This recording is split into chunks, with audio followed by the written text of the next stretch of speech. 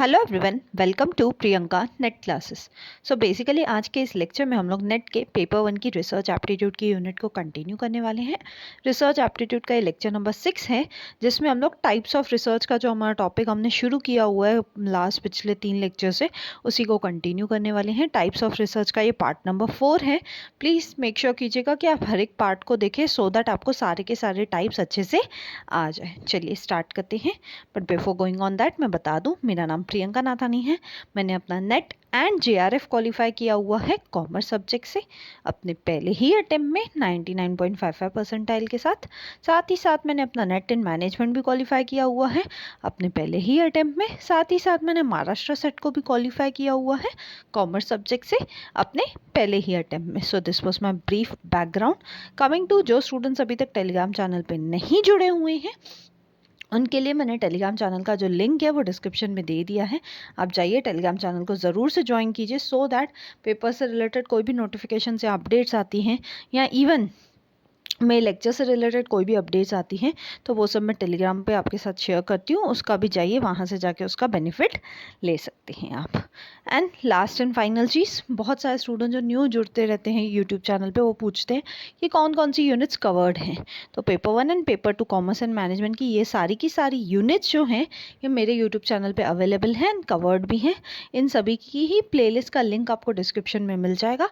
आप जाइए, वहाँ से जाके बाकी यूनिट्स को भी ज़रूर से कवर कीजिए। चलिए स्टार्ट करते हैं हमारा आज का लेक्चर, जो है बेसिकली टाइप्स ऑफ रिसर्च के ऊपर। आज के लेक्चर में जो हम पहली टाइप ऑफ रिसर्च डिस्कस करने वाले हैं वो है हमारी एक्स पोस्ट फैक्टो रिसर्च। ठीक है, पहली टाइप की रिसर्च का नाम क्या है? X post facto research. ये रिसर्च का सिंपल मीनिंग क्या है? इसको एक्स पोस्ट फैक्टो रिसर्च भी बोलते हैं या इसको आफ्टर द फैक्ट रिसर्च भी बोलते हैं। क्यों? क्योंकि यहाँ पे आप रिसर्च तभी ही करते हो जब कोई घटना घट जाती है, उसके बाद जब कोई फैक्ट हो जाता है, उसके बाद जब आप उस चीज़ पे रिसर्च करते हो तो उसे ही हम एक्स पोस्ट फैक्टो रिसर्च कहते हैं या आफ्टर द फैक्ट रिसर्च कहते हैं। राइट? जैसे से फॉर एग्जांपल एक एक्सीडेंट हो गया, ठीक है। अब एक्सीडेंट होने के बाद ही तो आप रिसर्च कर पाएंगे ना कि एक्सीडेंट क्यों हुआ, किस वजह से हुआ, वगैरह वगैरह। राइट? होने से पहले आप कैसे रिसर्च कर सकते हो उस चीज़ पे? ठीक है, तो यहाँ पे सबसे इम्पॉर्टेंट चीज़ क्या है एक्सपोज फैक्टो के केस में, कि आपको ध्यान रखना है कि वो इंसिडेंट, वो फैक्ट होना चाहिए, उसके होने के बाद, उसके अकरेंस में आने के बाद ही एज अ रिसर्चर आप उस पर रिसर्च कर सकते हो। एंड इसको, इस एक्सपोज फैक्टो रिसर्च को कई बार एज अ सब्स्टिट्यूट यूज़ किया जाता है फॉर एक्सपेरिमेंटल रिसर्च। यानी कई बार जब आप एक्सपेरिमेंटल रिसर्च नहीं कर पाते हो किसी सिचुएशन में, तो आप उस जगह पे क्या कर सकते हो? आप एक्सपोज फैक्टो रिसर्च कर सकते हो। क्यों? क्योंकि उसका रीज़न क्या है कि कई बार आप नहीं कर पा रहे हो, आप फुल्ली पूरे तरीके से एक्सपेरिमेंट नहीं परफॉर्म कर पा रहे हो, यानी आप क्वाजी एक्सपेरिमेंटल रिसर्च कर पा रहे हो। इसके वजह से आप क्या कर सकते हो? कई बार क्योंकि आप फुल एक्सपेरिमेंट नहीं कर पाते हो तो आप क्या कर सकते हो? आप एक्सपोज फैक्टो का सहारा लेके आप अपनी रिसर्च को कंप्लीट कर सकते हो। इसका मीनिंग क्या है, उसका रीज़न क्या है, वो आगे की स्लाइड में आपको समझ में आ जाएगा। यहाँ पे भी क्या होता है, एक्सपोज फैक्टो की रिसर्च के केस में भी क्या होता है, कुछ इंडिपेंडेंट वेरिएबल होते हैं, कुछ डिपेंडेंट वेरिएबल होते हैं, लेकिन जो इंडिपेंडेंट वेरिएबल है उसको आप एज अ रिसर्चर मैनिपुलेट नहीं कर सकते हो। क्यों? क्योंकि सोच के देखिए, एक्सीडेंट तो हो गया, अब क्यों हुआ था उसका रीज़न, उसका जो वो इंडिपेंडेंट वेरिएबल था उसको तो आप चेंज ही नहीं कर सकते हो। राइट? मैं कुछ भी कर लूँ, मैं उसके इंडिपेंडेंट वेरिएबल को चेंज ही नहीं कर सकती हूँ। राइट? तो आपको याद रखना है, जो एक्सपोज फैक्टो रिसर्च होता है वो भी नो डाउट एक टाइप का एक्सपेरिमेंटल रिसर्च ही है। यहाँ पे भी इंडिपेंडेंट वेरिएबल है, डिपेंडेंट वेरिएबल है, लेकिन ये एक टाइप का क्वाजी एक्सपेरिमेंटल रिसर्च माना जाता है। क्यों? क्योंकि यहाँ पे इंडिपेंडेंट वेरिएबल को मैनिपुलेट करना इम्पॉसिबल है, आप मैनिपुलेट कर ही नहीं सकते हो। क्यों? क्योंकि अगर आप मैनिपुलेशन कर कैसे सकोगे? फैक्ट तो हो गया, इवेंट तो हो गया, अब जो चीज़ हो गई उसमें आप कोई भी मैनिपुलेशन नहीं कर पाओगे रियल लाइफ सेटिंग में। इसलिए यहाँ पे क्या है, यहाँ पे इंडिपेंडेंट डिपेंडेंट वेरिएबल रहेगा, बट यहाँ पे इंडिपेंडेंट वेरिएबल की जो मैनिपुलेशन है, जो उसमें चेंजेस हैं, वो पॉसिबल नहीं है। ठीक है। आई होप सबको ये एक्सपेरिमेंटल रिसर्च का जो एक सब टाइप था एक्सपोज फैक्टर रिसर्च वो अच्छे से क्लियर है। ठीक है, एक्सपोज फैक्टर रिसर्च एक टाइप का एक्सपेरिमेंटल रिसर्च ही हुआ, लेकिन ये 100% कंप्लीट ट्रू एक्सपेरिमेंटल रिसर्च नहीं है। ठीक है, एक्सपेरिमेंटल रिसर्च क्या है ये मैंने आपको लास्ट लेक्चर में समझाया था, राइट। चलिए हमारे नेक्स्ट टाइप के रिसर्च के ऊपर बढ़ते हैं। आज का हमारा second and last type of research जो है हिस्टोरिकल रिसर्च। अब हिस्टोरिकल रिसर्च अपने नाम से क्लियर है काफ़ी हद तक। जब आप क्या करते हो, किसी भी पास्ट इवेंट को स्टडी करते हो ताकि आप क्या कर सको, आप उसके फैक्ट्स को इंटरप्रेट कर सको, आप उस इवेंट से रिलेटेड, उस फैक्ट से रिलेटेड उसके कॉज फाइंड आउट कर सको और उनका आज के प्रेजेंट डे पे क्या इफ़ेक्ट हो सकता है। जब आप उसको इंटरप्रेट करने की कोशिश करते हो तो उसे ही हम क्या कहते हैं, उसे ही हम हिस्टोरिकल रिसर्च कहते हैं। जैसे से फॉर एग्जांपल मैं बोलूँ कि मैं ट्रेड यूनियंस पे रिसर्च कर रही हूँ, तो ट्रेड यूनियंस पे रिसर्च करना क्या है, एक टाइप की हिस्टोरिकल रिसर्च ही तो है। क्यों? क्योंकि ट्रेड यूनियंस तो आज से थोड़ी है, ट्रेड यूनियंस तो सालों सालों से चल रही है हमारे इंडिया में, राइट।